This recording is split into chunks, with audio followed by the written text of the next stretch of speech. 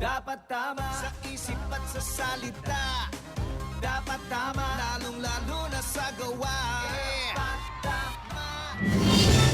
Kapin 7,000 ka mga pulis o mga sundao ang ipakatap din sa Tibok Central Visayas atol sa eleksyon sunod buwan.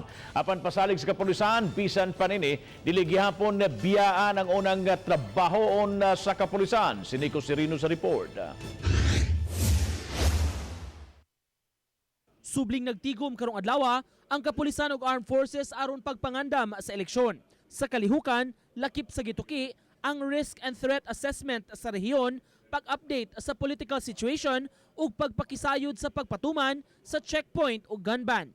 Gibanabanang mukapin sa 9,000 ang kinatibuk-ang puwersa sa mga pulis ug sundao sa Region 7 alang sa piniliay. 80% niini ipakatap aron masiguro ang kalinaw sa piniliay. Ang nahabiling 20% magpabilin sa mga police station aron mutubag sa mga alarma o kriminalidad.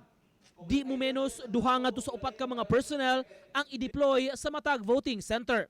Gilaraw karon ang buddy system sa mga pulis ug mga sundao nga mo-duty atol sa eleksyon. Like for example, kulang ta og tagas nga pusil, pero na tagas nga pusil ang AFP. At the same time, ang PNP can answer katong mga police responses nga pag-imbestiga, pagdakop. Gawas ni ini, may giandam sab nga mga pulis nga magsilbing quick reaction team o mao ipadala sa mga dagkong panghitabo labi na gawas sa mga voting areas. Sama sa standoff sa Pulang Bato sa dakbayan sa Bugo ni adtong election 2010 nga buot sa kapulisan, malikayan ng mahitabo pag-usab.